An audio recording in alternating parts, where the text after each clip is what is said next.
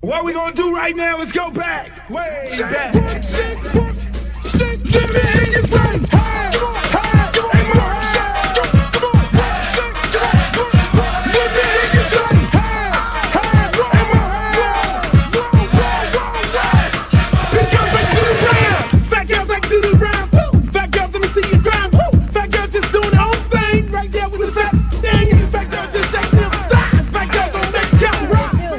Baby. What's up? I thought you was gonna start hanging out with the big girls again. What is all this trash? Fat girl just looking so sweet. Fat girl don't make it easy. Fat girl just shake it, don't speak. Big girl, let me see you do a spin. Let go, let me see you touch the ground. Shake it up, take it off, back down. Drop me in the house. Rock it on, back. Work it, work it, work it, work it, big girl, big girl, big girl, big girl, big girl, big girl, big girl, big girl, big girl, like you around. Fat girl keep going so quick. Fat girl just move the damn hip. Fat girl get down, don't stop. Fat girl wanna see the pop. Shake it down, fat girl, shake it fast. Fat girl nigga wanna see that. Fat girl bounce like a pro. Fat girl don't know what you know. Fat girl shake till you rip through what? On the web cuts, hard part blue. Lips and out, y'all know the game. Fat girl don't have no shame. Shake that ass, bounce to the beat. Fat girl shake it, jiggle like me. St. Louis, back to the top. Fat girl like to do the ride. Work it, work it, work it, big girl, big girl, big girl, big girl, big girl, big girl, big girl, big girl, big girl, big girl, big girl, like do the ride. Hey, hey, hey, mo, hey.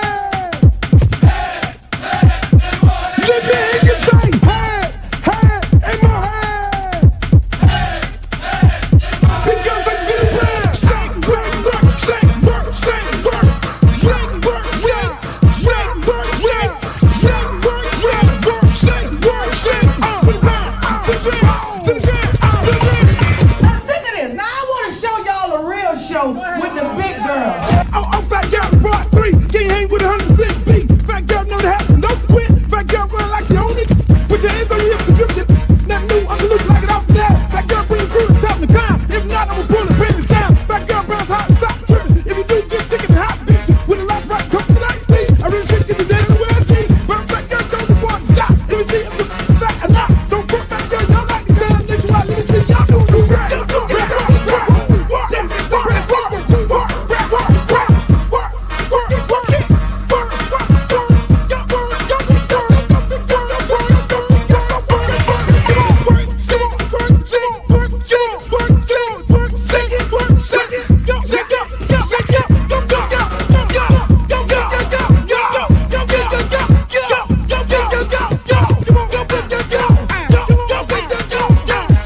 I'm serious. Where you are? Not ever.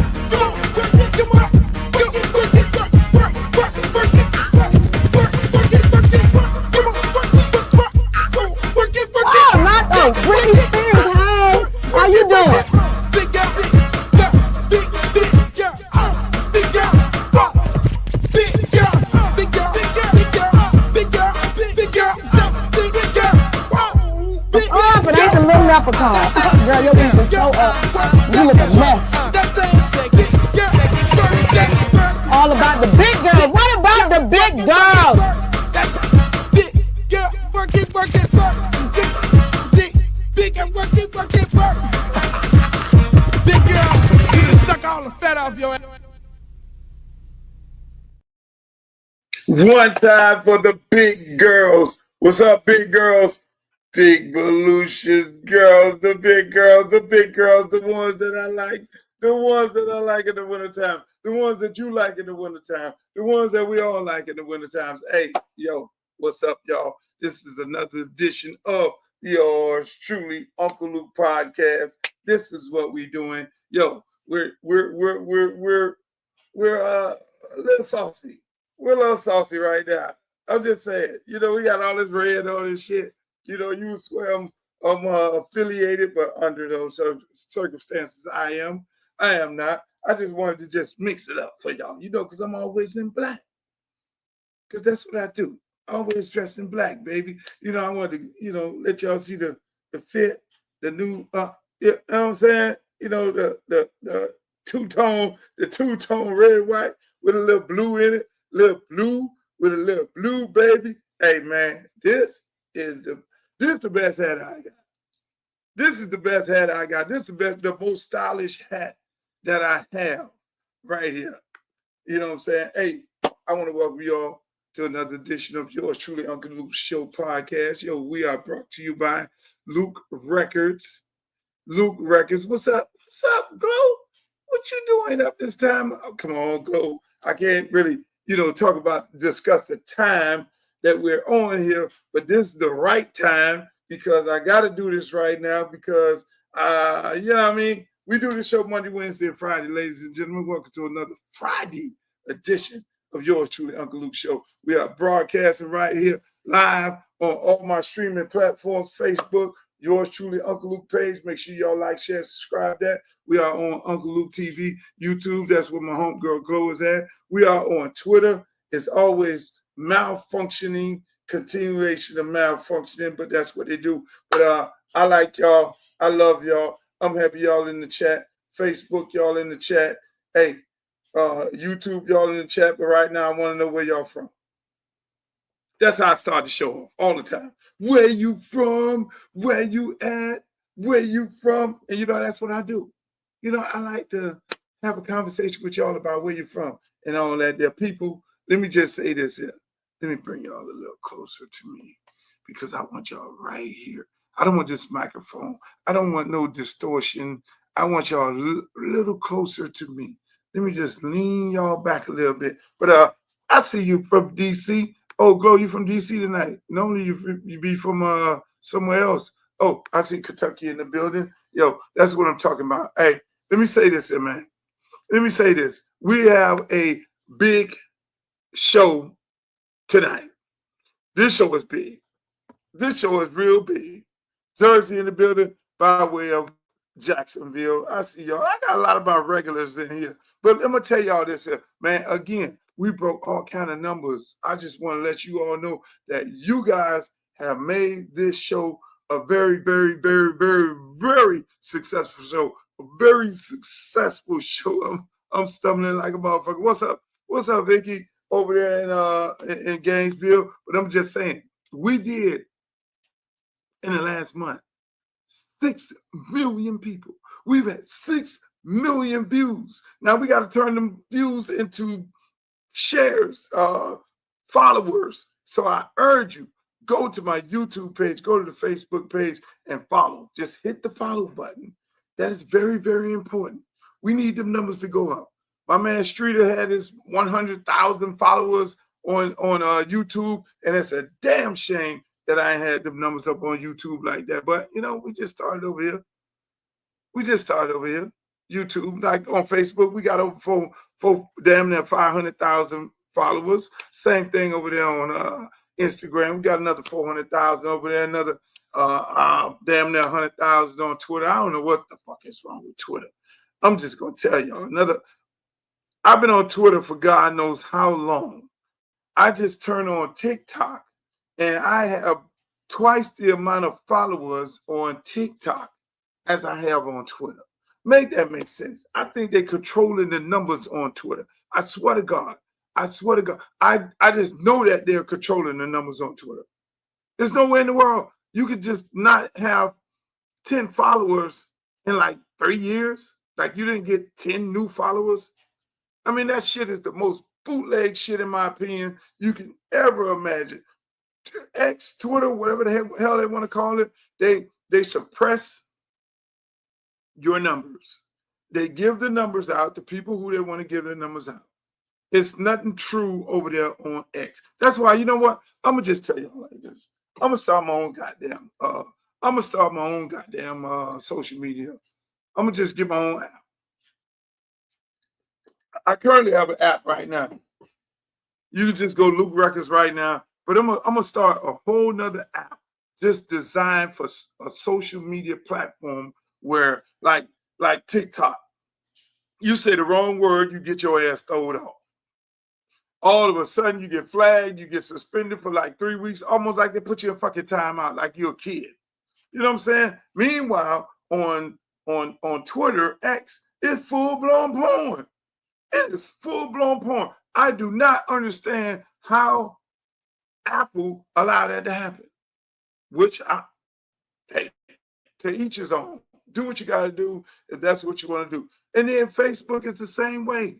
They have a tendency of wanting to cut people off also. I'm trying to make it make sense. What are we doing? So I'm going to create an app, Black owned, where you don't have to get regulated like TikTok, where you can go live on TikTok. You can go live and you can make money and get gifts and things like that, which is nice for the people. And then where you can go over there, same thing you could do on Twitter Space. You can do Twitter Space and you can then talk your social media shit. You can post whatever the fuck you want to post without any restrictions. You can do the same thing with that happens on Facebook. I'm creating an app to be able to do all that. I'm sick and tired of this shit. I don't care. If I'm on there and 5 other people, I'm fine with that because I am tired of being fucking regulated by these people. At the end of the day, Donald Trump, homeboy, Elon Musk owns Twitter, so he regulated that motherfucker how he want to regulate it. Then Donald Trump, other homeboy, owned goddamn TikTok. They hijacked it from the Chinese, and he gave it to one of his homeboys who put a bunch of money in his campaign. Let's keep it up. That's what the fuck is going on here. All your social media is controlled by Orange Man. Orange Man is a gangster, in my opinion. Orange Man all the people that put money in Orange Man campaign, Orange Man did what? He gave them shit. You put money in my campaign and you're oiler, I'm going to go take Venezuelan oil.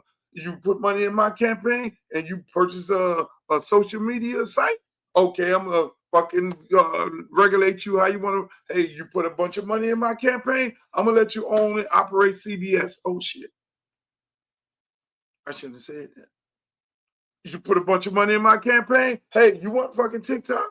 I'm going to take this shit from, it's the big take. That's what they need to call this shit. The big take. Donald Trump is on the big take. Are you mad at him?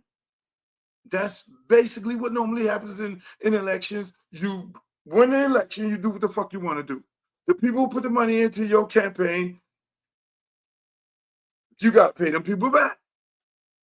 You got to fucking pay them people back. And that is what's going on. And so that's why, hey, not to talk about my campaign. As a matter of fact, I need you all to sign a signature. Where's the signature at? Petition. I thought I had a petition. I need you all to sign a petition. If you're a registered voter in the state of Florida, preferably in CD20, if you're in Lauderhill Lakes, Tamarack, Riviera Beach, Belle Glade, South Bay. If you're in any of those areas, and you can sign a petition also in Dade County if you want, but in Palm Beach County, I want you all to sign a petition. Put me on the ballot.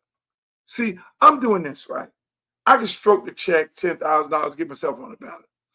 But I want the people to put me on the ballot. So I got some of my folks, they're running around, they got ballots, they got petition, or you can go to any election office and you can get a petition, sign the petition, write my name in there, Uncle Luke, this is what we're doing, boom, sitting in. You got to be a registered voter. You got to live in the district. You don't necessarily have to live in the district, but you have to turn the paper in to your election office, which you don't want to go through all that. I prefer the people in the district. I prefer them because those are the individuals who are going to be voting for me. But that's what we're doing. And then once we certify, then we're going to kick the campaign off with a big-ass party, maybe a concert, maybe some big shit. And we're going to be out there live, and y'all going to be all invited. Uncle Luke, and we're going to be getting it down like a mother scratcher. You already know that's how it is. That's what we're going to. That's what we're going. Speaking of that, speaking of politics, this has been some of the wildest shit going on. These Epstein files. Let me just keep it above. These Epstein files. It is My position on these Epstein files, people, and most people, one of my people in my campaign, they say, look, they're trying to say that you're a moderate. Moderate my ass. I'm blue, card carrying blue, no matter who. Let's get that straight. These Epstein files is some bullshit. Number one, bullshit on the fact that nobody has went to jail. All of a sudden, the prince from England goes to jail. But all these motherfuckers over here who is up in there, who's accessory to the allegedly raping of these underage girls, not rape, but having sex with these underage people. All of a sudden, over the pond, this motherfucker is the prince brother. This dude is the fucking prince brother. The prince, like, hold on, let me just, I'm gonna play this for y'all because the prince ain't on that bullshit. The prince like, yo, you fucking with little. That's how I am. If I had a brother right now, which I got brothers, and they was fucking with some little girls, and allegedly fucking with some little girls, and you go to court, boss, deal with that shit. And I had to write, oh, no, fuck that. You got to go to court. You shouldn't even put yourself in that predicament to be with these motherfucking girls. You're sitting there lying like a motherfucker when the people asking you, were you over there with the man? Were you fucking with this man? You said you went back to the United States. You had a conversation. Why the fuck you got to come over to the United States and have a conversation with a motherfucker? All you got to do is say block. So you come to the United States, have a conversation with a man and say, I don't fuck with him no more. He don't fuck with me. You do a whole interview and say you don't fuck with the man? Really? And then come to find out you got emails after you did the interview fucking with this man? Man, the prince brothers, the prince say, fuck this shit. The king, is he the king? The king. The king say, fuck my brother. Get your ass in jail. Check this shit out. About the arrest of Andrew Mountbatten Windsor, and I can read that statement to you now. He says, I've learned with the deepest concern the news about Andrew Mountbatten Windsor and the suspicion of misconduct in public office. What now follows is the full, fair and proper process by which this issue is investigated in the appropriate manner and by the appropriate authorities. In this, as I've said before, they have our full, wholehearted support and cooperation. Let me state clearly, the law must take its course. As this process continues, it would not be right for me to comment further on this matter. Meanwhile, my family and I will continue in our duty and service to you all. And that statement from the King is signed Charles R. So that is the response. Extraordinarily, we are due to see the King open London Fashion Week imminently, as his brother has been arrested this morning. So that's Justin, Gail. Yeah, I'm wondering, it was stunning. For us here in the United States, did you all have any heads up? Was there any talk that this was possibly in the works? Were you all as surprised as we were here in the U.S.? There has been momentum building over the last few days, Gail. We saw yesterday, I think, an accumulation of around 7 or 8 police forces getting involved. We also had the involvement announced yesterday of the NCA, which is our national crime agency, sometimes described as the British FBI. So there has been a feeling that police forces could no longer not look at this very seriously, and I think it has been moving in one direction. That said, to see those police cars arriving, about 8 of them this morning, at the Sandringham estate, at Wood Farm, where Andrew is temporarily staying, is quite a moment. This is the King's brother who has been arrested on suspicion of misconduct in a public office, the first senior royal to ever be arrested. Roy. Now, let me tell you something. That's how you operate. That's how you operate. I mean, if Trump is going to say that he had nothing to do with none of this, which they released a bunch of files, and right now ain't no files say Trump did anything with nobody. All the evidence is saying Trump stopped fucking with the man. Like everybody, all these people kept saying they stopped fucking with the man, but when you read the files, they were still fucking with the man. So why the fuck Trump ain't putting these people in jail? That's the big question. Somebody say he allegedly said, don't release the files because I don't want my friends to go to jail. A lot of people been unalive with these files. There's a lot of shit going on with these files, and they say they got 3 million more files or 3,000 more. This shit is crazy. I'm sorry. You can go to jail on the street corner for conspiracy. Just knowing somebody's selling drugs. They can put you in jail. It's a lot of my friends are in jail on conspiracy. Conspiracy is the easiest thing the feds can put you in jail with. Oh, you know he was doing this. So what happened to, what happened to accessory? What happened to, if you were in the car and they committed a crime and you stayed in the car, if you're in the house and they committed a crime and you didn't never say nothing, you just stayed, you take part in this shit. What the fuck? This is the first time in American history where accessory to a crime, you got 2 people that went to jail. Epstein and his co-conspirator. And they got convicted on child sex trafficking. Trafficking underage people and feed them to these old people. So where are the old people who they fed them to? They need to be going to jail. You was up in there with the little girls, you need to be going to jail. Unless it's the secret society, the people who determine who the fucking president is. Because that's what the fuck this shit is looking like. And that's why I don't really fuck with these Epstein files, because your ass get missing. But I'm just saying, the king told his brother, we ain't doing that over here, motherfucker. We saw your ass on a picture. We sent your ass over there to straighten this shit up. You said you straightened it up.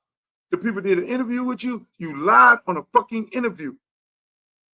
So your motherfucking ass, no, take his ass to jail. My brother out of control. That's what the hell they did.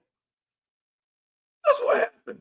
Speaking of out of control, we're just going to stay on politics. Speaking of out of control, I want y'all to tell me in the chat, because y'all need to get involved in the chat, because y'all ain't doing shit in the chat. Y'all just sitting up here listening. Y'all have me up in this motherfucker talking all the mad shit that I'm going to talk. And y'all don't do nothing. You don't do nothing in the chat. Chat, look alive. Get alive. Be involved. Listen to this and tell me how you feel. Right here. As you look out upon this sea of Black Americans, this president hears you. This president cares for you. Don't let anyone tell you that this president right here, Donald Trump, is not for Black America, because he is. I'm standing here today as a testament to how he feels about Black Americans. There has never been a position like this. I don't know if there ever will be before, but I worked with him in his first term, and I'm proud to now officially have the title to make it happen. Let's get real with the realness. Let's get behind President Trump, who truly has turned our nation around and made us the envy of every country in the world. Thank you, Mr. President, and thank you, God, for recognizing and raising up this man to be the leader of the free world. I love you.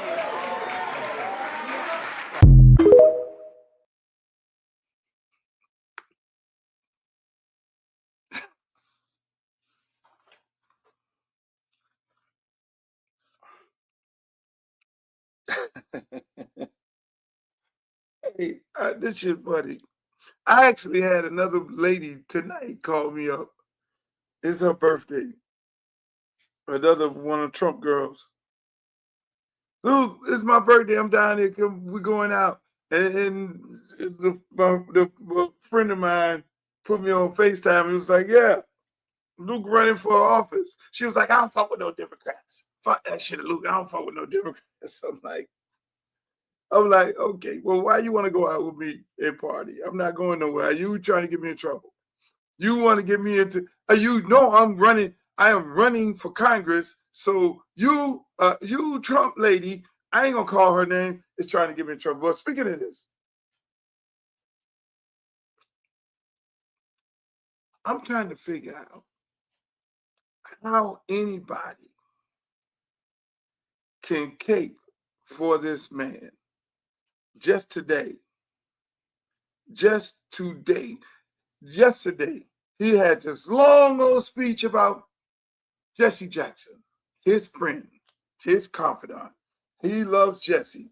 All the things that he did. He gave the Rainbow Coalition office in his Trump Towers, which he did, because I know Jesse real good. God bless his soul. Listen, man, hats off to Jesse Jackson, one of the greatest that ever did it.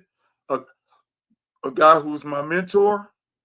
You know, I've sat down on many occasions, had many conversations with Jesse. I love him to death. I'm sad to see him go.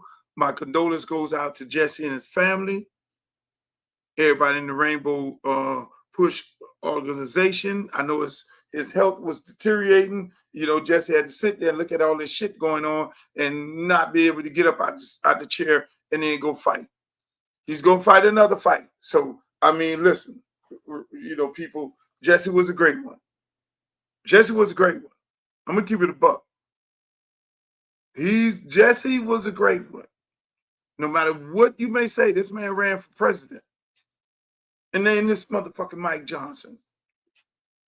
Just today, less than an hour ago. Thanks, Mike Johnson. Can Jesse's, can his body be put in the Capitol? This fucking Mike Johnson. All of a sudden, he's holding back on, oh no, that's only for presidents. Well, Rosa Parks' body was in there, Mike.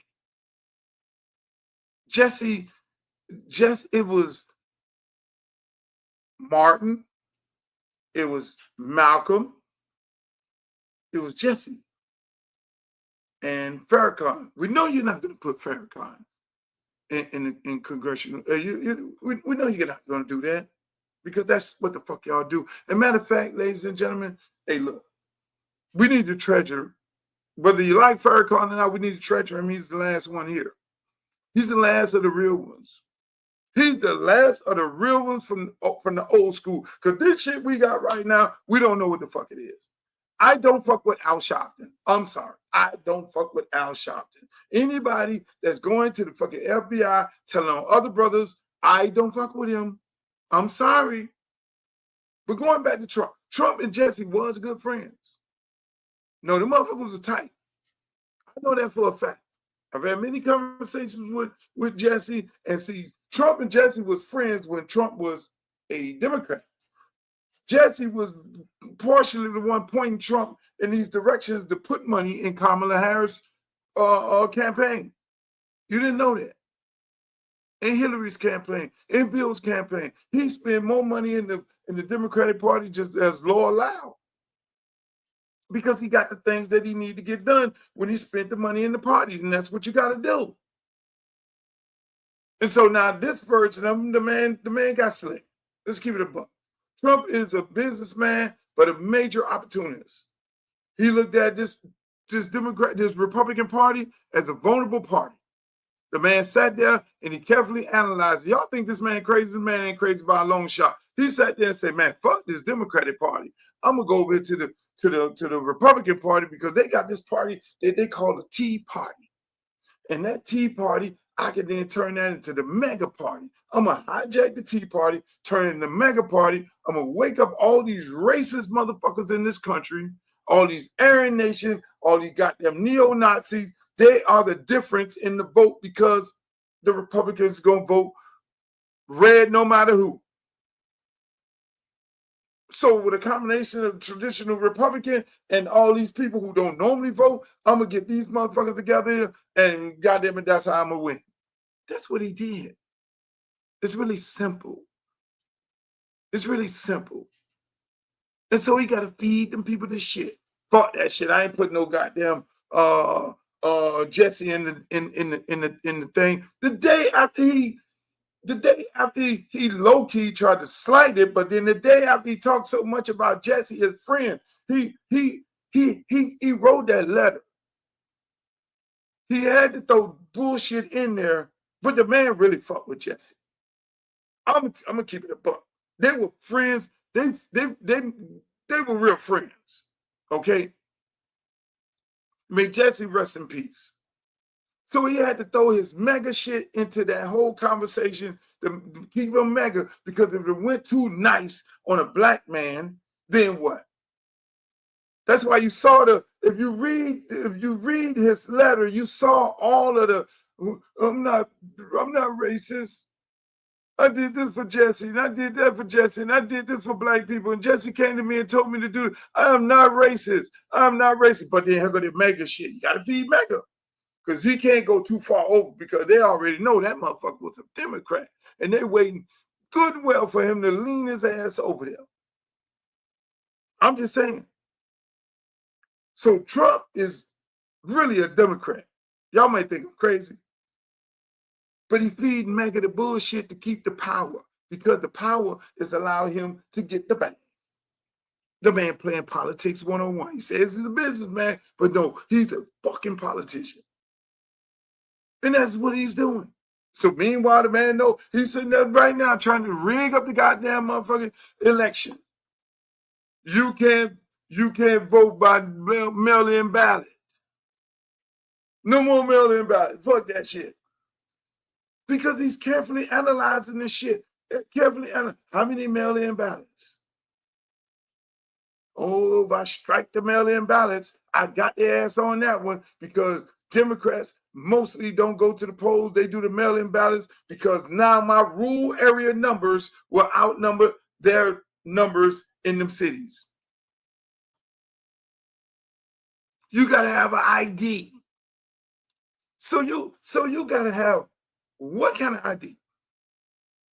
Passport? We already go in there to vote with a fucking ID, with our driver's license.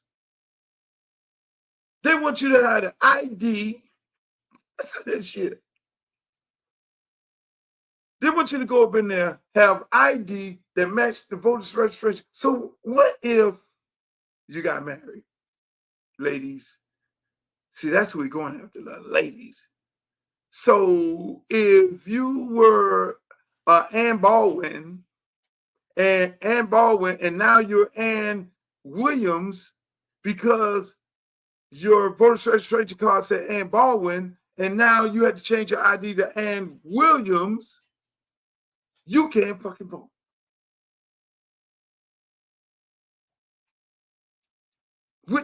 You got to go get all that shit changed. So now you got to go spend $60 to get your name changed on this ID, another $60 to get your name changed over here. If you need to get a passport, you got to pay $120. So now, mind you, and you got to take off work. They changing the whole shit. Inconveniencing all the people who what? Inconveniencing all the people who are living in poverty. Because you tell somebody who's going paycheck to paycheck, you got to take off a day to go to the passport office and sit in a fucking line to get a passport, and you better hope to God that you have all those other steps of your ID, your driver's license matching your marriage license. You got to go up in that bitch with a marriage license, driver's license. You got to go up in there with everything, with a birth certificate, marriage license, driver's license. You got to go in there all this shit. And if you don't have it, you got to go and get it. So you're going up into the motherfucking place with a big ass folder. Spends a whole day. What your boss gonna say? What is these people boss gonna say? And it's called 60, 120. So you out of damn near $500 just to vote. That is what's happening.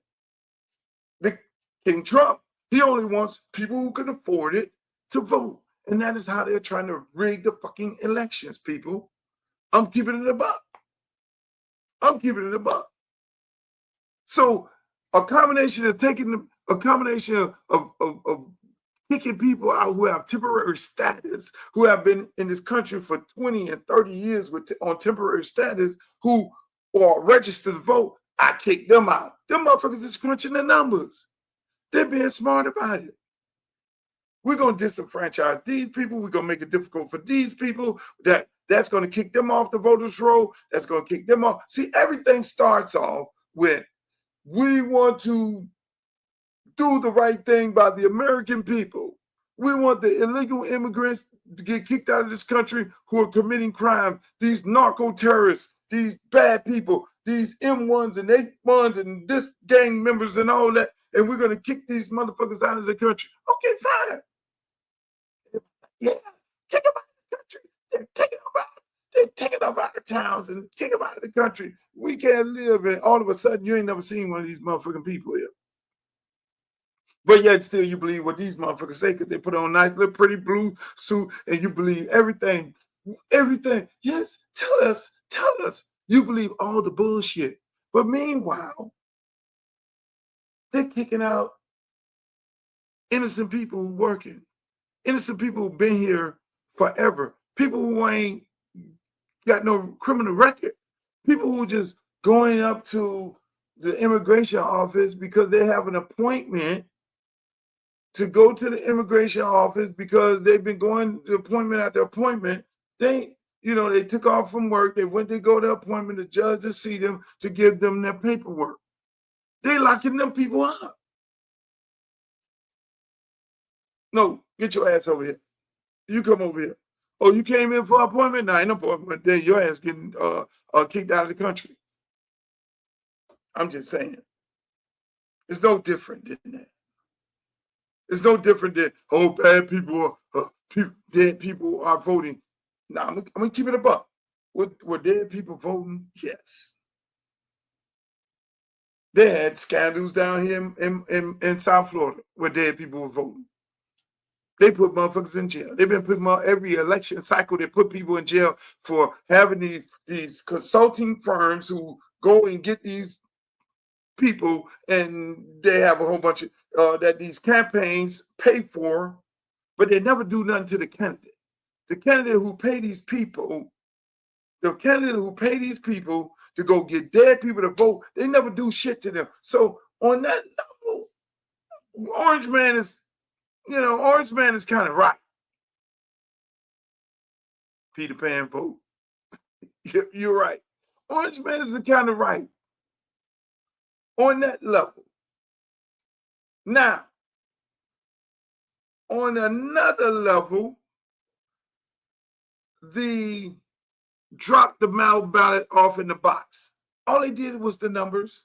You can easily crunch the numbers. How many Republicans do mail-in ballots and how many Democrats do mail-in ballots? Also, a large portion of Democrats do mail-in ballots and this amount of Republicans do mail-in ballots. So let's say no more mail-in ballots. So our numbers superseded the Democrats' numbers because if we eliminate complete mail-in ballot, if they were doing 100 mail-in ballots and we were only doing 50 mail-in ballots, if we get rid of the whole goddamn mail-in ballot, we'll gain 50%. You see how the math goes? Don't sleep at the wheel, people. That's what the fuck is going on in this election. So my good friend Stephen A. Smith, he's on there saying we all need to be friends. We all need to love each other. And I got to go do a show. He hit me up, asked me to do a show. I know he want to talk about politics. He want to talk about Luke running for Congress. Yes, I am, and all that beautiful stuff. But he got a fucking, listen. He got to have a conversation. This is not a friendly fight. You can, on one hand, say, Jesse is my friend, but on the other hand, you tell Mike Johnson, don't let this motherfucker lay in the Capitol. If Jesse is really your friend, Orange Man, you'll tell Mike Johnson because Mike Johnson's your do boy. Let's give it a buck. I can't wait to go to Congress. They fucking turn me loose in Congress. Y'all better pray that the people in CD20 don't vote for me. Not open to Mike Johnson.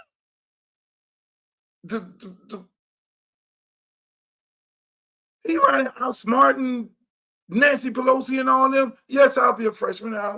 Freshmen's got to shut the fuck up. But I can tell you one thing. He won't outsmart me. Not him. Not that dude boy. They be nice talking all these eloquent, giving all these eloquent speeches about them and being real candid and all that. No. And even Trump. No. You got to come with real policy. You got to come with real shit for them to turn down real shit. You got to, hey, let me tell you this. You want to hear something funny? Me running for Congress. You know my district? My district is Riviera Beach. That's Palm Beach. Belgrade, Pahokee, South Bay. That's Palm Beach. Lauderhill Lakes, Tamarack, Sunrise. So, who lives right next to my district? Donald Trump.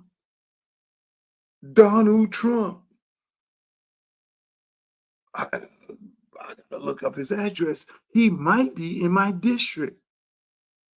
Old Trumpy. Right on the edge, but it's surrounding him. My district is no more than 2 miles away from him. So my biggest question to be to him, so you want people in poverty living around you? Or you want your real estate buddies to buy black folks out of Riviera Beach? That's not going to happen. Fuck no. You in Palm Beach and Luther Campbell is the congressman in Palm Beach. So, goddamn it, I'm your congressman, whether you like it or not. Shit gets deep. Hey, Trump, who your congressman?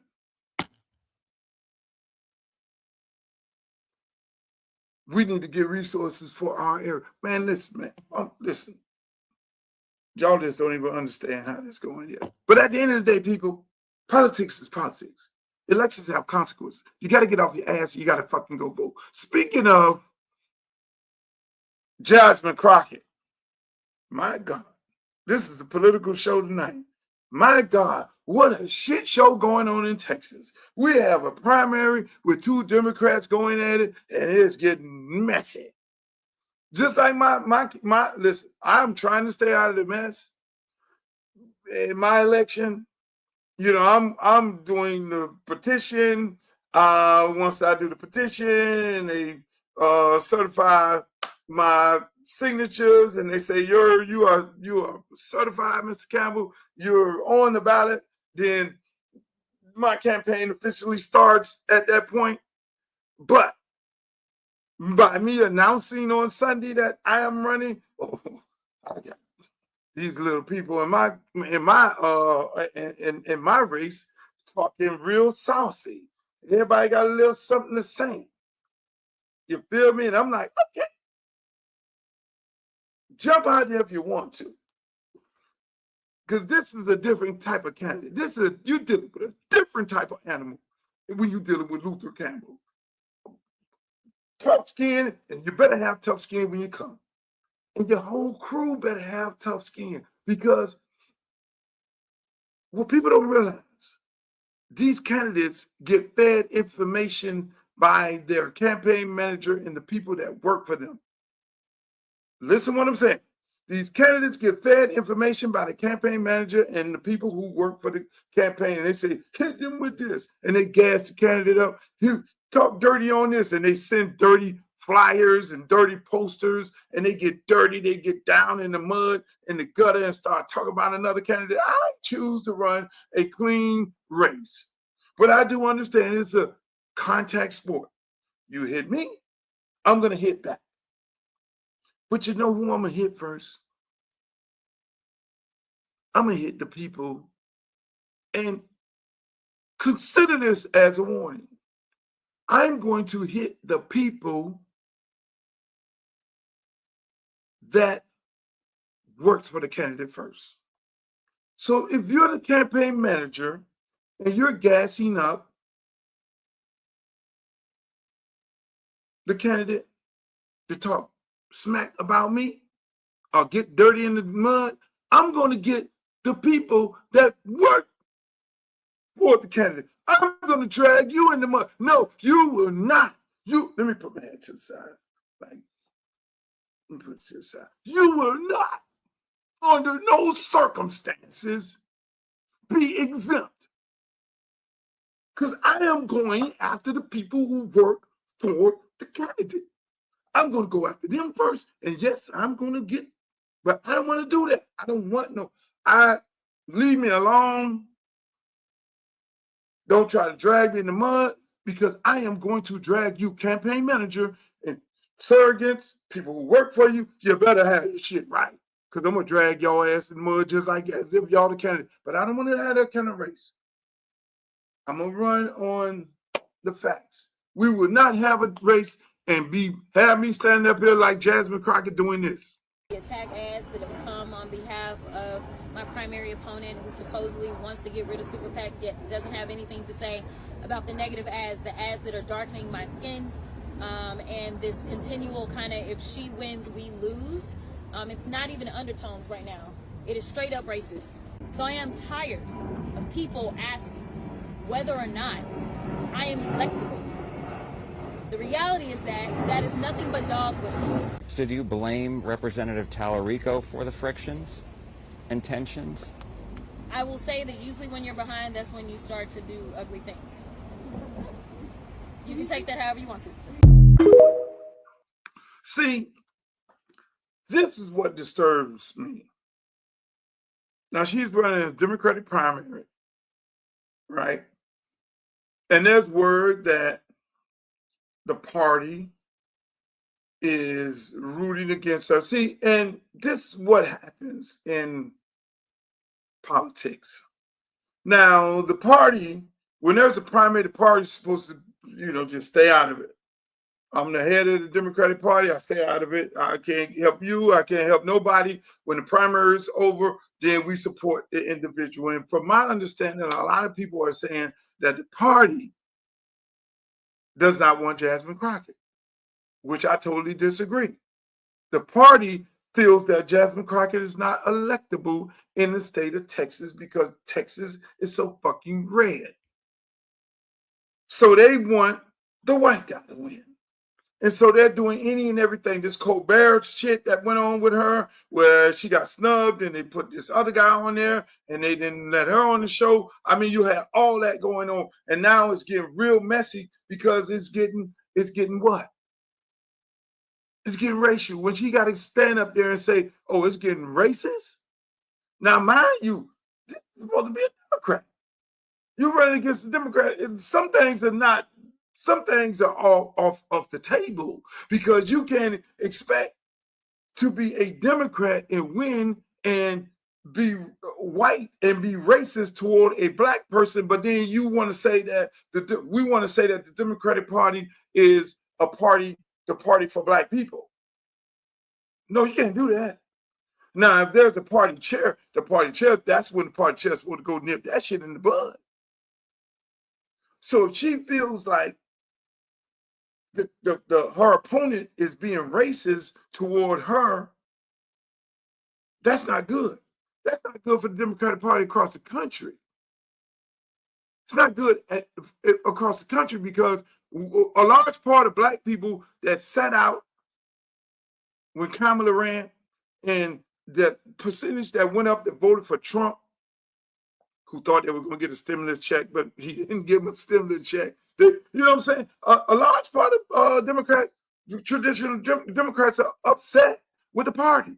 They feel like the party ain't doing enough for black people.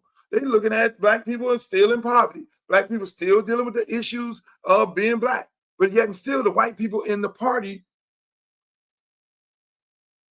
are profiting off the backs of blacks. So people want to get on here and say to people working my campaign, that makes Luke a moderate. That makes Luke a moderate because he's willing to say the party ain't right. Well, goddamn it, if that's what that is, if that's what the definition of it is, no, I'm just keeping it above. There are a lot of people, black people, especially black men, that are upset with the party. And the party got to line back up to be the party of black people. The party for black people. The party to support black people. You can't have a candidate running against a white man and you disenfranchising the black candidate. And she has to stand up there and say, oh, they're being racist toward me. And ain't nobody stepping in. Because by being racist in a red state, in a predominantly racist state like Texas, that brings more votes toward the white guy. If he goes racist negative, because then he knows that, okay, there's a large part of Democrats who don't like black people. There's a large part of Democrats that did not vote for Kamala Harris because she was black. Let's keep it a buck. There's a lot of white women that did not fuck with no Kamala Harris because she was black. So is the candidate in Texas trying to ignite those people? Trying to rev them up like, look, I don't like this black lady either. And turn it racist so that he can then get those racist Democrats. And then so he can get those racist Republicans in the general because he's shown his true colors of being one of them. And see, people, this is politics 101. These people will try to get voted by all means necessary. And they'll have people come after them and give you a name real quick. They'll give you a name real quick. So a lot of things that are being done to Jasmine Crockett is because, let's face it, the party don't like her. You know why? Because she's one of us. She gonna keep it blood raw. She jazzy. She a sister. She goes up there and get her shit done and get her shit off, and the motherfuckers don't like that because she's ultimately can be the leader of the party, and they don't want to go that direction. They want to keep control of the party.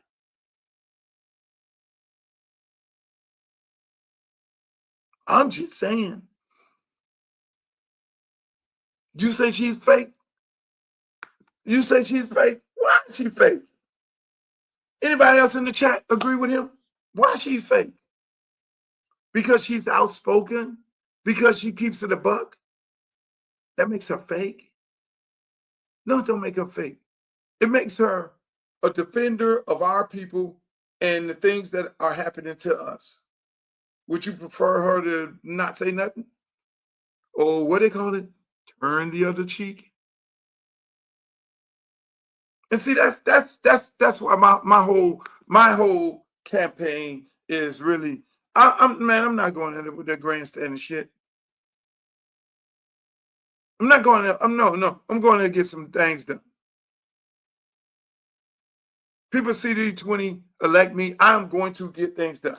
We got infrastructure bill, and we ain't even taking advantage of it. We got poverty issues. We have housing issues that's been there a long time. Long time. Homeless. We got crime. We got the kids killing other kids. It's crazy. Where it's a simple solution to it by giving them, creating tech jobs and bringing tech into school and trades into school. It's a simple solution. It's really simple. You got insurance companies People can't even afford to stay in their house because the insurance is so fucking crazy. It's the simple solution. People need insurance relief. People in the state of Florida need to be bailed out. They need insurance. The insurance is costing more than the fucking mortgage on the houses in some cases. The rent out of control. So that's why I ain't got no time to be fighting with them. Y'all gonna say, man, Luke got in Congress and y'all didn't even know what the fuck he had because he's missing. He ain't doing no interviews or none of that shit. I'm not going up there to fight. No. So if they want to call me, oh, you go moderate, because no, I'm going to get some shit done. You got 300,000 people in this district about to get their temporary status taken away. And who's that going to affect? Who is that going to affect? When Trump go out there and, because he do dumb shit at the beginning and then realize he just did some dumb shit. When he go out there, take those migrant workers who are here on temporary status, and he go and lock them up.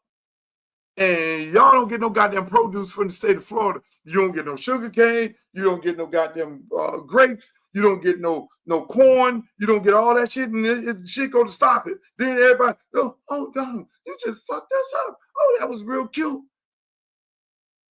Come on, man. The party has to do better. This Democratic Party has to do better. It has to do better. I'm not gonna have the issues in my race because I don't think there's a white person running as a Democrat in this race. And if one runs, that's their choice. That's their choice. But I don't like what's going on in Texas, especially coming from the heels of this election where we lost a lot of men who said, I'm not voting because I'm not feeling the party and I don't think the party doing enough for us. We want all these things and they're not doing these things, and we ain't stupid. We're old enough to see that our community looks the same way or it's getting gentrified the same way, and we're losing our houses, we're losing everything. Our kids are not being educated. I could understand. And they're sitting up there saying, what the fuck is this party doing for us? But then now we have Jasmine Crockett, one of the most outspoken persons in the Democratic Party, screaming, the party is being racist toward us. You're going to fuck around and run everybody independent. They're going to mess around, everybody going to go independent. All the black people going independent. They don't want that. Party don't want that. So it's got to be a little give and take. I'm sorry. Speaking of give and take, let me say this. It's a beautiful part of the show right here. This is a beautiful day. They passed the Teddy Bridgewater bill today. See, Teddy Bridgewater, let me bring you up to speed. I got to get some water because this is going to be a long one.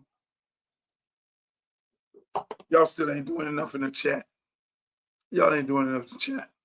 No problems in California. You don't have no problems in California because my man Alberto Carvalho is over there. He's the school, the superintendent of the school. Y'all stole him from us. Y'all stole my friend. Goddamn California schools. Deflecting? What are you talking about? What are you talking about? Before I put glow on you, Chris.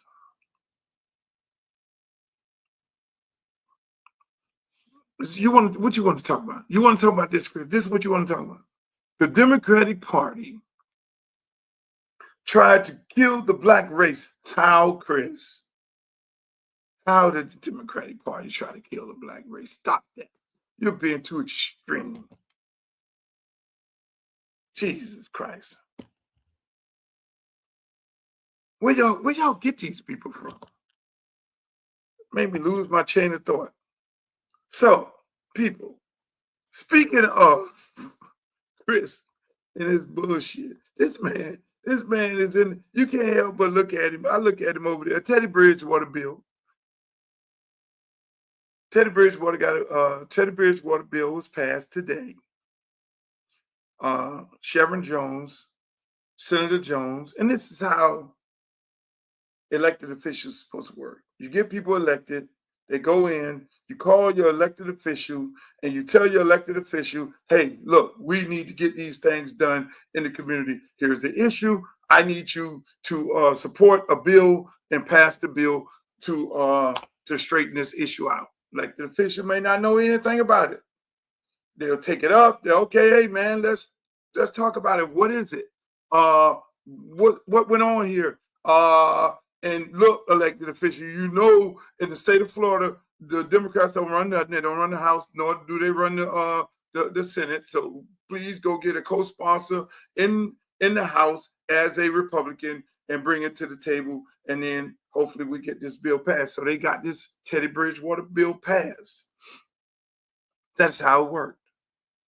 Now here's the skinny on it, which this is the part where I don't like politics, right?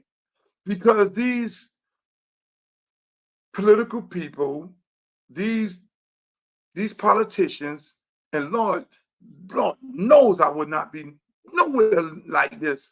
These politicians, right? Here's how it all went down. Let me just back y'all up. Here's how it went down. So Teddy Bridgewater had an issue where he went out publicly and said, you know, hey, look, man, he was just venting about some of the things that he do, and he's looking at these people having these big festivals and all this money and all these people coming in the stands, and he's saying, look, man, I got to pay for this, I got to pay for food, I got to pay for pregame meal, I got to put kids in the Uber, and I got to pay for these things, recovery, and all this things like this. And I got to pull this out of my pocket to then help these kids. You know, some of them need rides home, some of them need food and all that. Now that was a violation. All that was in violation of Florida High School Association rules and regulations. You cannot pay for a kid food. If he tells you I'm hungry, coach, and my mother is never home and we don't have no food in the house, coach, can you let me hold something? I'm going to go to McDonald's over here, Snappers over here, a finger licking and give me a meal. And then you're not going to let the kid go hungry. Or if the kid you come from the football game and the game is over because the game started at 7:30 and you're playing an hour and a half away. Like my son, he has to now go all the way to damn Key West, 3 hours away tomorrow for a baseball game. Lord knows a kid that comes back on the bus gets back home. The game is over at 10 at night. They ride another 3 hours. They're getting home at 2 in the morning. So then now when they get to home at 2 in the morning and they're standing outside the school, according to Florida high school rules and regulations, that kid is sitting there. He can't get into contact with his mom. He can't get into contact with his daddy and all this. He's standing outside. And you, the coach, you got to make sure every person leaves and this kid is still standing there. You technically cannot pay for a fucking Uber ride to get this kid home, where you could just call Uber and have Uber to take him to the house and let him go on. You technically can't do that in the state of Florida up until today. So Teddy Bridgewater said these things out loud. He didn't know the rules and regulations because he had not went through certification, to my understanding, to learn the rules and regulations. So when he said that, he was just speaking as a guy who, you know, this is my first year coaching. I know better because I was coaching in high school for over 20 years. So I know better. I was like, yo, I can't say that shit. Because I went through certification and they tell you the do's and the don'ts and you need to read the rule book. So this is a brand new coach. And so when Teddy Bridgewater did that, then now the school then, wanted to suspend him. They eventually school suspended him. The state said, oh, we didn't do anything to him because of that. Now, and the school said, we're going to do a self-imposed suspension because we know the state can come back around the corner and stick us. So now we got to suspend Teddy Bridgewater for this. And so now it's a big-ass fucking story. Here's a former NFL player. He's coming back to his school to coach, and he is getting suspended for Uber rides and food, which is asinine, which is bananas. So what happens? This is going on. Me, Luther Campbell, said, this is fucked up. What did I do? Got on the phone. Let me call the senator because I know civics. Let me call the senator because the Florida High School Association is not going to change no rules. They use the rules. Florida High School Association, what they do here in the state of Florida is selective enforcement. They'll let you get to the end of the season and be like, oh shit, Teddy, you get ready to win the state championship. You just won the state championship. They just took that bitch away because you said you did some improper benefits according to the Florida High School rules and regulation. You can't do that. So the school had no choice but to self-impose and self-inflict, self-report. So they're going to get caught by the bullshit. And so what ends up happening? Luther Campbell gets on the phone, like I always do. Hey, Senator Sharon Jones, we got an issue here. You know, what happened to Teddy and what happened with Teddy is all wrong. There's a rule in the book for the Florida High School Association. They're not going to change it because they do what they want to do, when they want to do it, how they want to do it to people. But we have to change this rule. And he said, well, what's the rule, Luke? And then I sent him a copy of the rule, and this is what's going on. And so we need a legislative body to change the rules of the Florida High School Association. What most people don't understand is the Florida High School Association is a subsidiary. They're not a part of the state. They're 501c, and they're like a contractor of running high schools, governing high school sports for the state of Florida. So the state of Florida can put in policy to change their rule, amend their bylaws, which is what I asked Chevron to do. And what Chevron did. What's the issue, Luke? Here's the issue. Let me break it down. This is the issue right here. Well, can we get Teddy on the phone? And Teddy is going to the NFL now. We can't get Teddy on the phone. Regardless, this is a wrong that was done to him, but it's directly possibly can affect every high school coach in the state of Florida. We need this change. This bylaw needs to be changed. I have had my run-ins with the Florida High School Association, and they have a serious problem with South Florida football teams. I did a whole goddamn appeal to last year for the people and laid it out. You know, did my own hearing and spoke to these people, and they say, okay, is that it? They went and had a whole conversation about the appeal and the conversation I had. And at that point, I couldn't talk anymore. And they say, oh, well, we're going to deny this appeal because he brought this in at a late period of time. Mind you, according to the rules, they determine when to hear your appeal. And according to the rules, your appeal is supposed to be brought in at a certain period of time. And if you pass the deadline, you don't even get heard. So here's some motherfuckers up here telling me I brought in an appeal too late for them to make a decision. That is the kangaroo court called the FSHA that we have to deal with. So when I go and talk to Chevron and say we got to change this rule, the first thing happens is Craig Damon gets on the phone with me. Luke, this is going to be bad for high school football. No, the whole system is bad because you're allowing all of these damn private schools, just like everywhere in the country, whether it's DC, whether it's California, whether it's Texas, all these private schools are eating off of the public school kids. And it's all bad. So not on my fucking watch.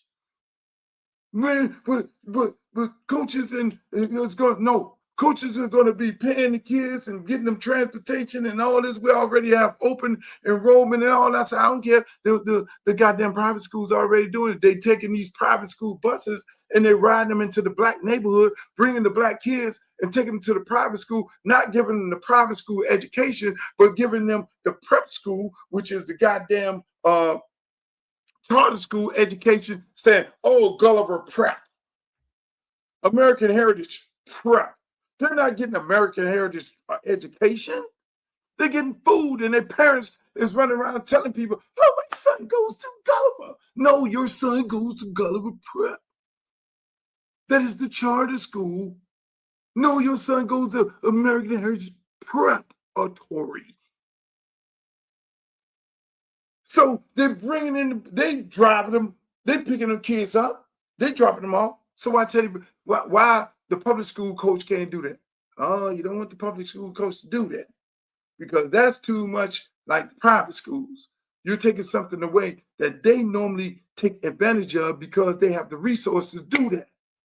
So what old Luther Campbell did, got his old Senator Chevy. Hey, Chevy, this is what I need you to do. I need you to change the rules, just like I changed all the other rules when they go fucking around with these rules. And I'll change every rule the Florida High School Association have as long as I'm around. See, that's why you need me to be a congressman. Some people say, Luke, he only worried about the issues in Miami-Dade County. No, I changed that rule.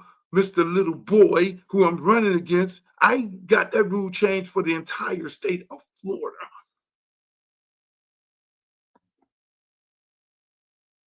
So, meanwhile, back at the range, tell Chevron, it goes to the thing. Chevron, hey, man, can you get Teddy on the phone? I can't find Teddy. I can't get him on the phone. We want him to testify.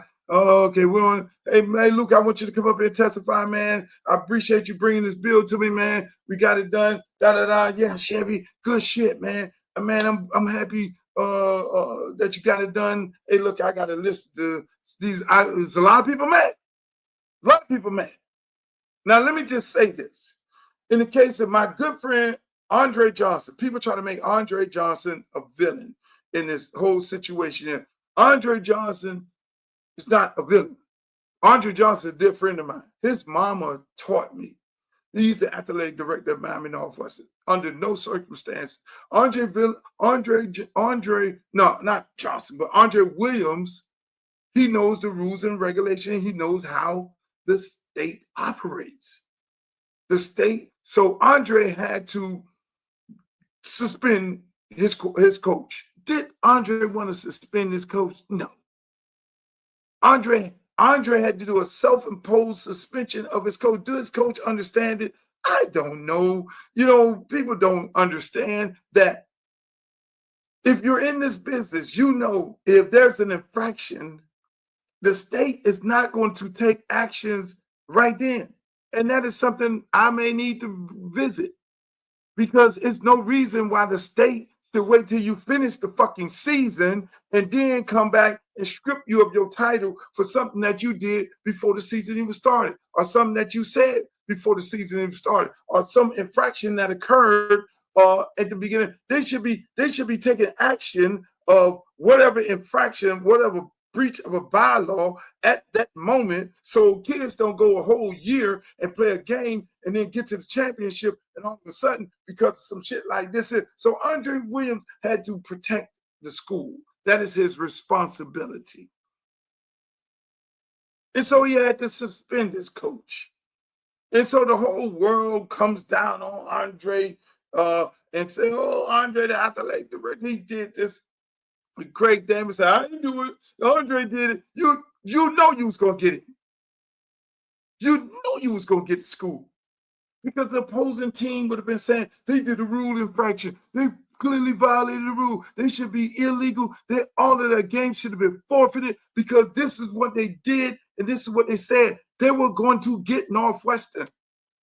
Andre's job is to protect the school, protect the brand, so he has to make a bad executive decision.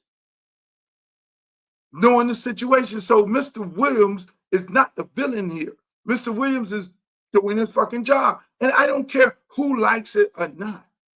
I really don't care. But when you put yourself, when he's put in that position, he has to make hard decisions. That's why they give you the job. But going back to Mr. Chevron,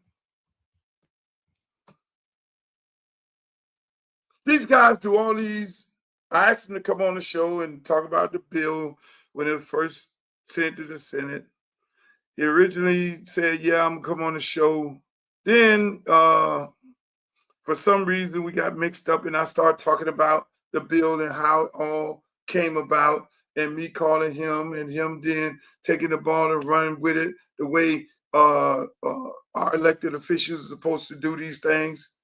And I think he got a little in his feelings that I mentioned that. So what the fuck? Did Chevron not want me to tell the true story? Did Chevron, these are the questions. Did Chevron want to say he came up with this all by himself?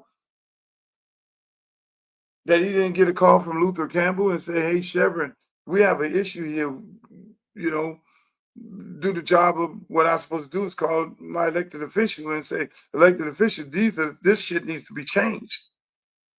I mean, we had a gentleman, we had an NIL issue. We called him up and the state rep changed it. So I just don't understand us. You know, we don't want to give credit where credit is due. And unfortunately, it's like that all over the country. I can tell you one thing.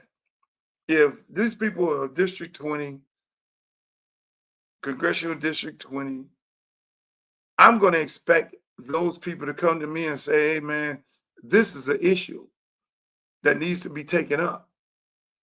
We need to have a conversation about it.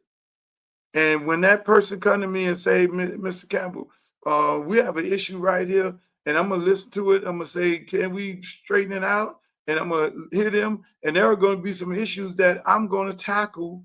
But I'm going to tell you this.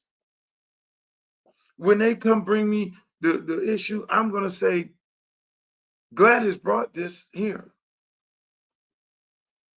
And I'm going to have Gladys standing right there. Gladys told me about this issue that concerns the community, that affecting the community. And I want to thank Gladys, and we got this shit done together. That's how I'm going to govern. I'm not going to be like these politicians who you bring, you say, hey, look, these are the things we need to get changed, and then all of a sudden they running down the highway and ain't saying how the shit happened. And that's the same thing with me, you know, and Adidas. When Hosendorf comes to me and say, hey, man, I don't know no apparel companies, man. Can you help me out? And I say, yeah. And I put my disagreement with him to the side, and I say, yeah, for the betterment of the kids of the entire school district, I will get on the phone and call Nike, Adidas, Reebok, and I will put all these people to the table with you because you have the license deal and agreement to get to allow them and to be able to exercise this, you know, the right to be the sole sponsor of the entire school district. We will come together. I'm going to go get my friend Ralph Green and bring Ralph Green here because he's experienced and he's in Oregon. He worked at Nike and he knows how they work and all this. I'm going to get him. He's an independent contractor. We all going to come together. We're going to put a comprehensive plan together that we know Adidas going to like. We're going to throw all the bells and whistles for all the schools in Miami-Dade County. It's going to be a multi-million-dollar deal. You don't know nobody, Daryl, but we do. I know Phil Knight, and I have a working relationship with Adidas. Ralph don't, but Ralph know them, and but my face. So we're going to cut the biggest deal that Adidas has ever cut in a metropolitan school district for all of the kids in the school, because we know all of the coaches are struggling because each school only gives $25,000 per school for the entire athletic department. And what the fuck I do? We put the plan together and we cut the deal. All of a sudden, they start having meetings and Luther is not called. All of a sudden, they have the big grand opening and we love the deal, and all of a sudden, Luther ain't even invited. That's that nigga shit. But Adidas end up being told who did what, when they did what, because these people change. People, departments change. And so I'm going to continuously have these relationships with people, but when people do shit like that, then they lose credibility. And so I say to people like Senator Jones, I say to people like Darryl Hosendorf and all these people, you find yourself put back in a catch-22 because you don't have the relationships. You need to be able to have the relationship with the community where the community can be able to come to you and say, these are the things they want to do. And you be able to say, hey, look, man, look, this guy brought this here. And like I told my friend who's good friends with Teddy Bridgewater, because Teddy loves the kids. That motherfucker loved the kids. He loved the school. He loved the community. That motherfucker ride or die. He's not a guy that's looking for attention. That's why when they try to get him on the phone about this bill is in his name. And I told my friend, and I texted him the article. Look, please tell Teddy that the wrong that happened, it became a right, because what this bill stands for, and it'll be forever named in his name for his kids and his kids after his kids and all after he's cemented in history. And I'm just happy to be a small part of cementing his name in history because of something that happened to him that now will never happen to nobody else. It's no different than the Shannon Malinden Act. Something very seriously happened to that young lady, and the state passed, this will never happen again in the state of Florida. Somebody had to lay their body on the line. Somebody had to pay the price. Somebody had to be the victim of a bad situation in order for the state and us as a society to make a difference. And so people, that's why I'm so happy for Teddy at this moment, but I'm more happy for this young lady right here. Look at this play. United States hockey team. They won the gold. And look how they won the gold. They were playing Canada. I'm sitting there looking at TV. The women, I'm looking at the TV. Now, mind you, I'm looking at one person, the GOAT in that shit. But I'm looking at all the girls. It's America. Red, white, and blue. I mean, even though we are living in a toxic times with J.D. Vance, hate everything black that you could imagine, and Trump not liking us and all these different things they're trying to do, but they know they can't really fuck with us because we are 60% of the military, so they really can't fuck with us. In every municipality, we are 60 to 70% of law enforcement, so they know they can't really fuck with us like that. Fuck with them other people, but don't fuck with us. But going back to the Olympics, this was a beautiful moment. I don't know if you all didn't catch it. It was 1-1, then it became 2-2, and this shit happened right here. Look at this right here. Defenseman, nice move, cuts to the net, score! Megan Keller, the overtime hero, the United States wins gold in Milan.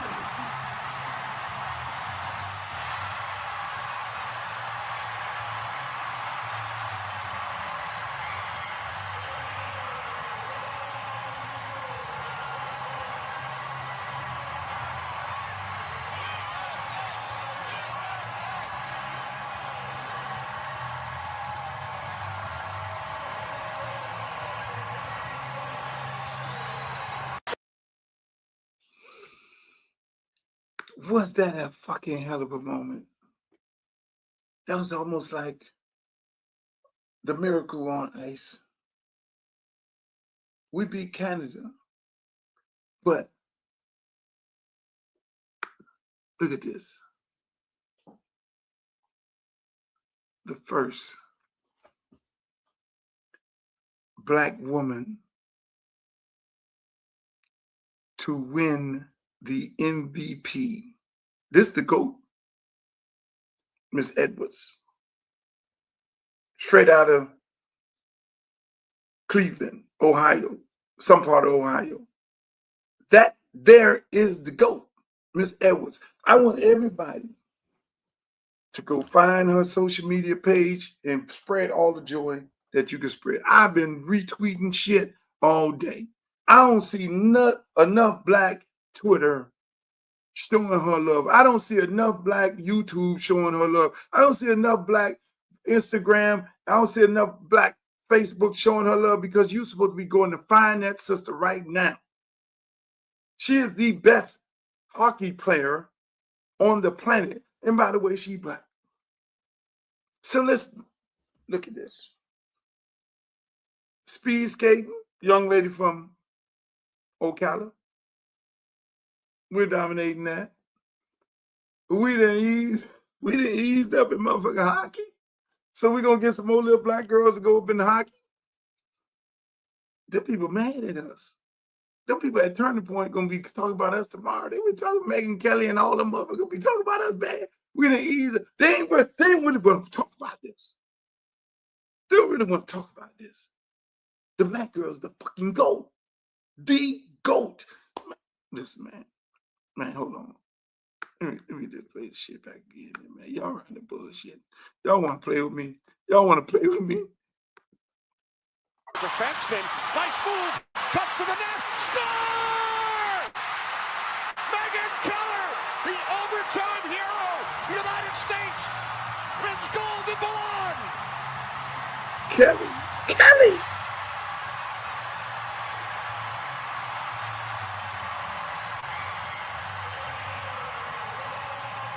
See that moment?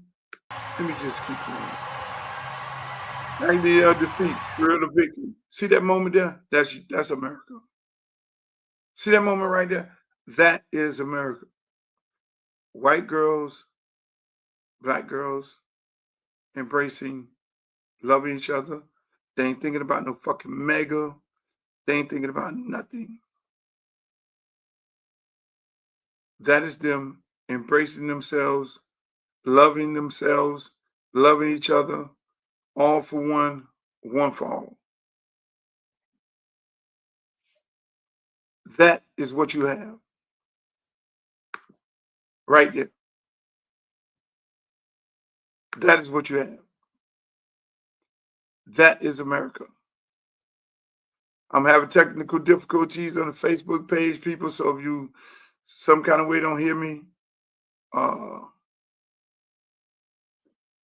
that is America. And people need to understand this.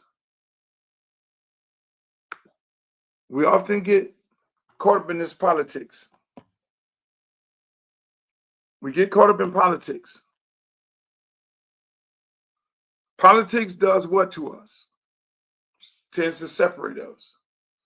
You look at Fox News, they don't like black people. You look at CNN, they play like they like black people. They have black people on there playing like they like. Then you look at MSNBC, and you look at these places, and then the outspoken black people, they get kicked off, and then they get TikTok pages and YouTube pages.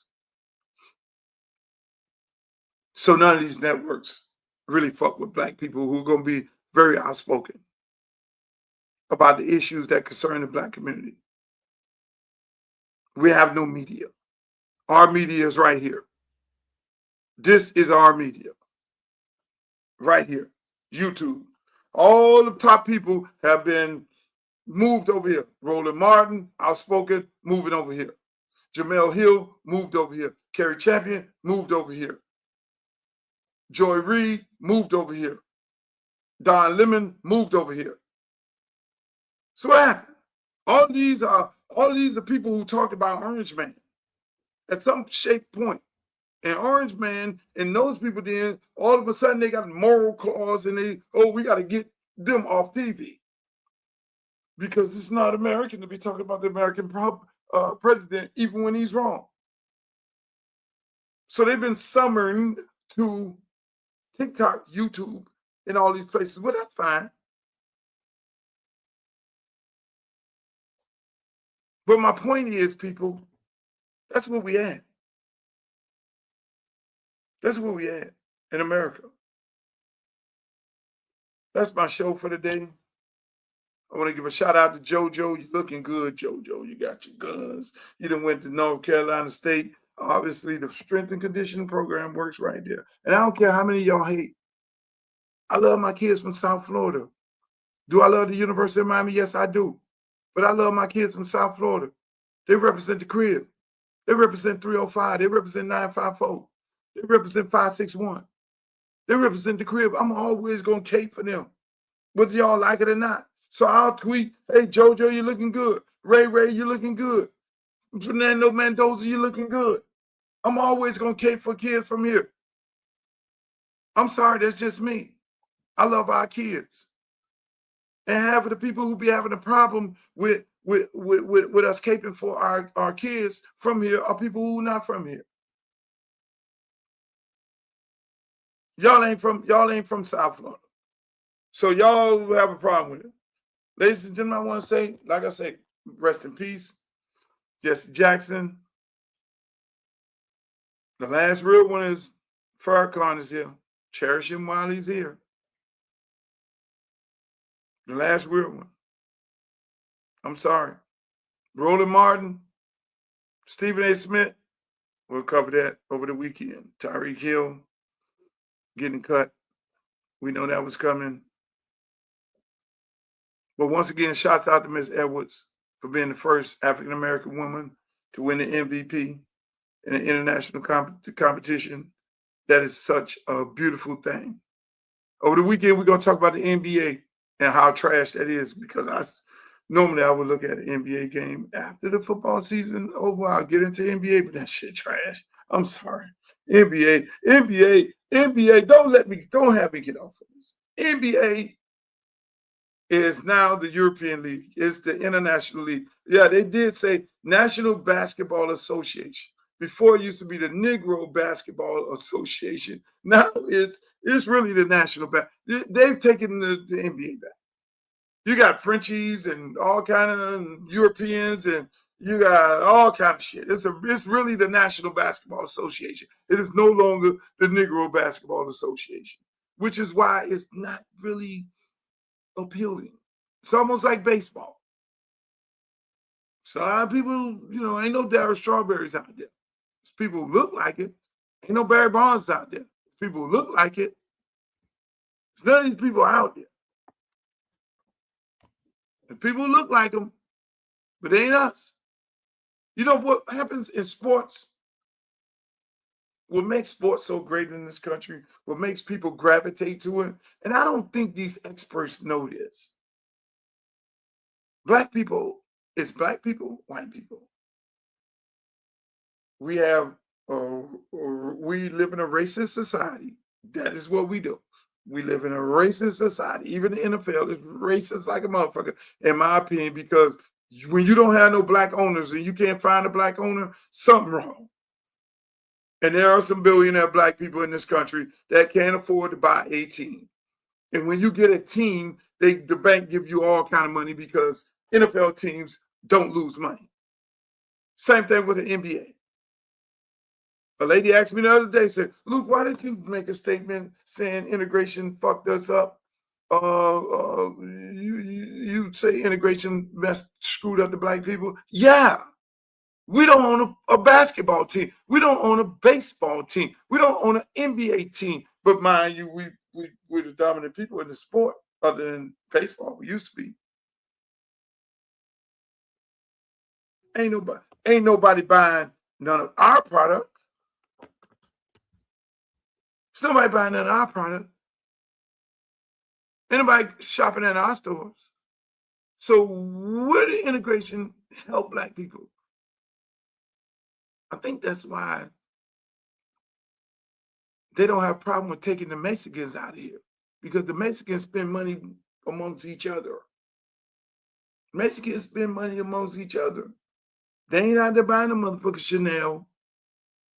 They ain't out there buying no Gucci.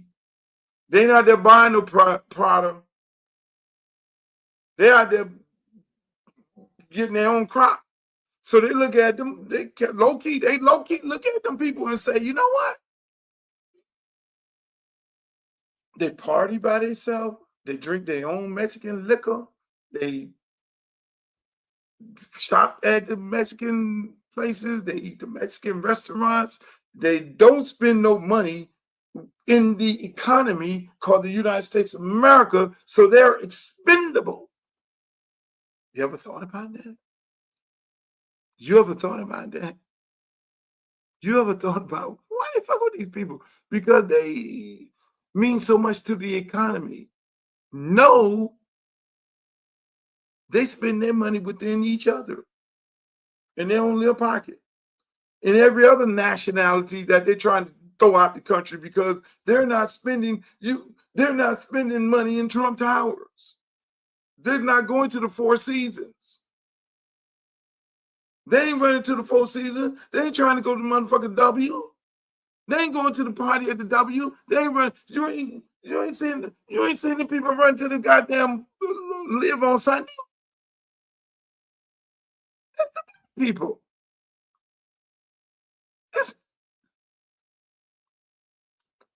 I'm just saying. So when you are not stimulating the economy with the money you're making and you just spend it amongst each other, that is not traditionally the American way. I'm just sorry to say. Why do you think what happened to Tulsa happened to Tulsa?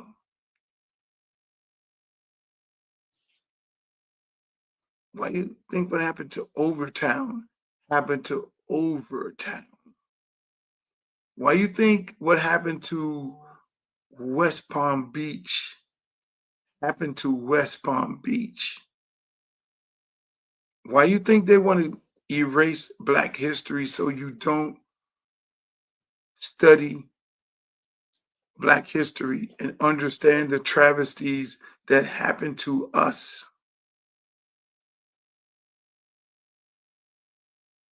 That's my show, ladies and gentlemen. Make sure you like, share, and subscribe.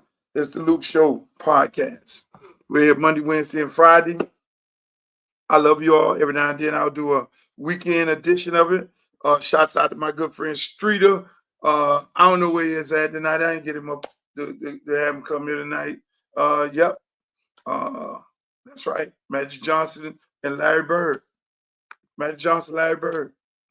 Like I say, I got off the subject, but before I close the show out, what I meant by we're a racist country.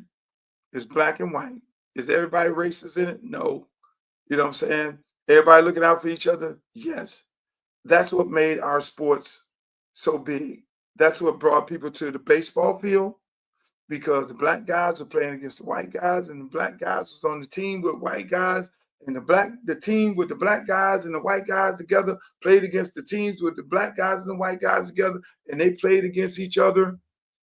And the black guys were the villains, and the white guys were the good guys. And unfortunately, they went and played against each other, and they were our stars because all of them were Americans. I'm sorry. They were our stars. All of them were American. And the same thing right now that's happening to the NBA. NBA want to push this European thing similar to what baseball did. And baseball, you look at the baseball games and the fucking stands is empty because it's no longer black and white.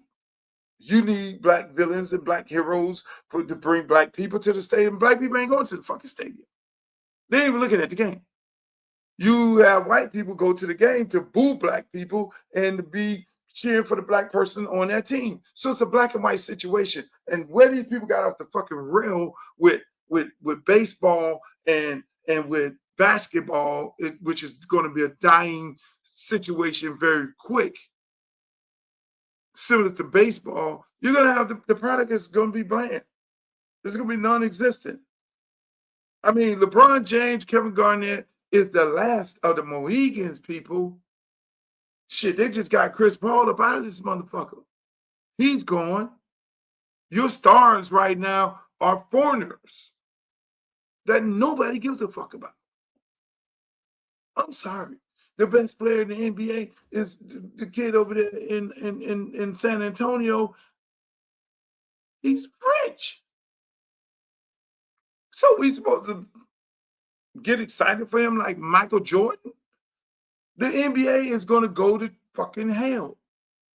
I mean, shit, they trying to get Ja Morant up out of there so they don't want the villain no more. There's always been good cop, bad cop, villain. And like you say, Magic Johnson, Larry Bird revolutionized the game. It was black versus white. So, ladies and gentlemen, that's my show. I'm going to get off here. I hope you guys enjoyed the show. And I want to thank you all for looking at the show. This show is going crazy right now. Everybody loving the clips that we're putting out there.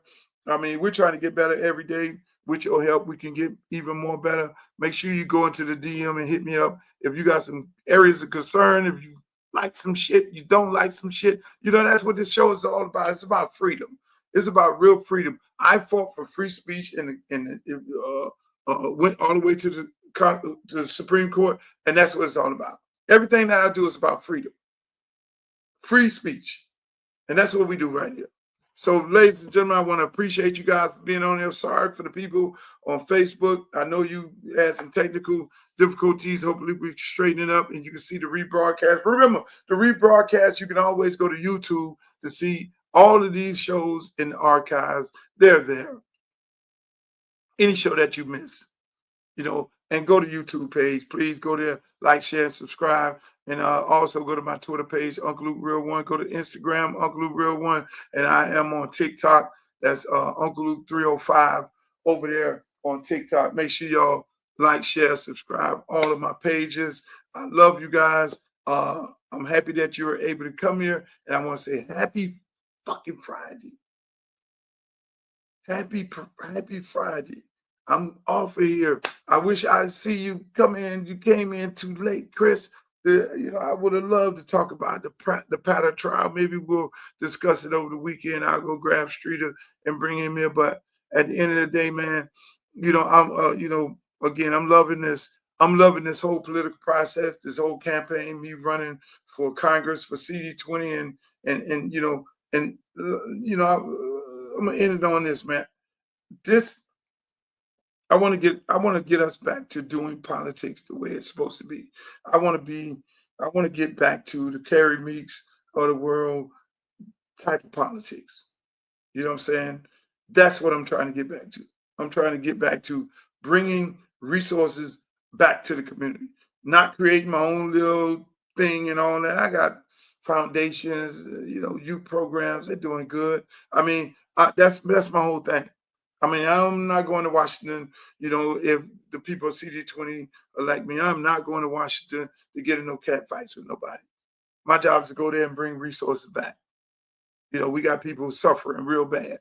We got people can't even afford to keep their house because of insurance. We got people living in rural areas. We got kids killing each other in certain parts of the area because they don't see a way out. Everybody's not going to college. You know, so we have real serious issues in this district. And just like anything that I've ever touched or anything I've ever been a part of, I make it the biggest and the best. I make it so good that other people get jealous of it and they try to reduplicate what we do. And that's what I'm gonna do if them people elect me in CD20.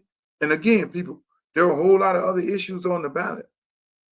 There's a whole lot of other issues on the ballot, which not even on the ballot.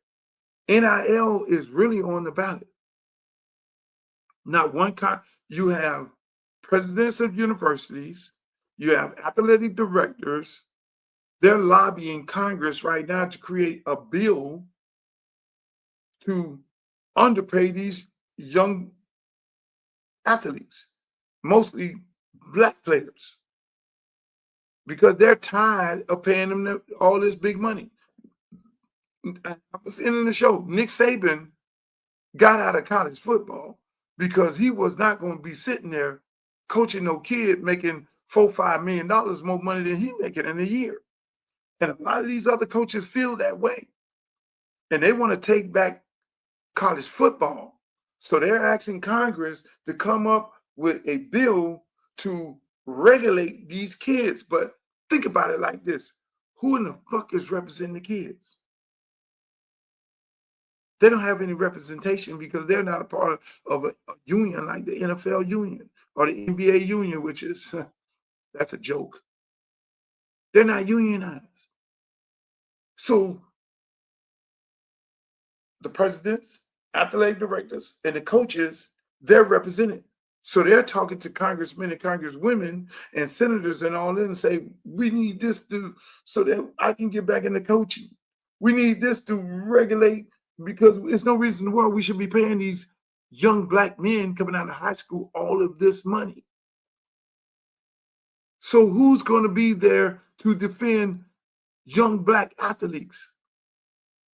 Because I will go to the party chair and say, I need to be on that committee, because I'm not going to let young black kids get taken advantage of because you parade in that Nick Saban and Dabo Swinney and all the rest of these people. Matter of fact, I asked Dabo Swinney to come on the show to talk about some things like this, and obviously he ain't got back with us. But I'm not going to let our kids get swindled. So that's why this election is more important than anything. Yes, I got to do the things necessary for my district, which a large part of my district has athletes who are going to college making tons of money off of NIL. Palm Beach, Broward. These kids expect to go and negotiate NIL deals where they can max out. But then at the end of the day, you need a congressperson up in there who understands NIL, who understands college football, and understands how to be there for these kids. So it's a lot of things.